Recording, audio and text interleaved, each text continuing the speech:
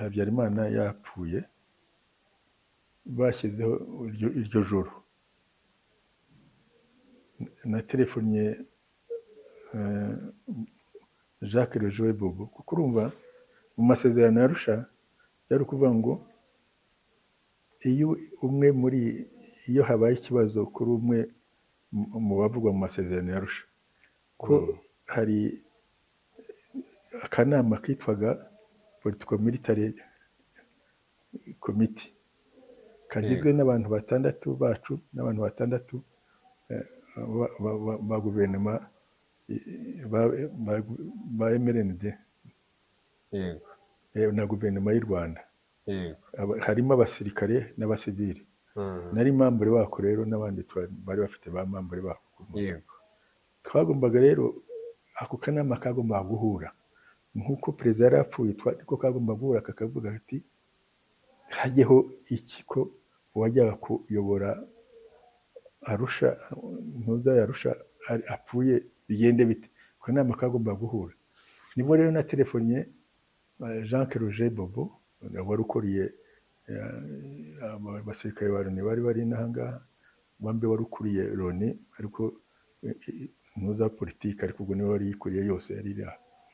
noneho ndamaza ntise ko Habyarimana yapfuye ibikurikiyeho ni ibihe biragenda bite undi ati uretse ko twe twarwanye turakomeza turamobiliza nibura birumvikana tubona nawe babivuga muri Conseil de sécurité tubona na za image ko tuzitwara kugira ngo bagende bazibona noneho bagasigara baganira bageraho bavuga ati ariko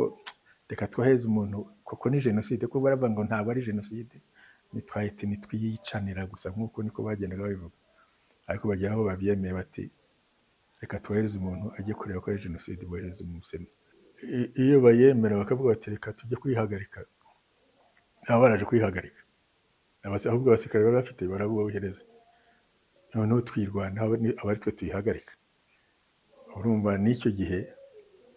nuko RPF yabayeho wenda iyo jenoside yabaho RPF itariho ntabwo bivuga ngo ni jenoside byajya kumera nk'ibyo muri 1959 muri koze mwari mufite gutangira urugamba rwo kubohora igihugu ntabwo harimo guhagarika jenoside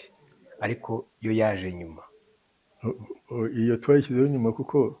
izo zose za mbere ntibigeze bazita jenoside yego nari ngiye kubabaza twebwe twavuze ko cyabateye kuvuga ko mugiye kuyihagarika mukavuga muti nibi reka tubikore kandi bitari mu mpamvu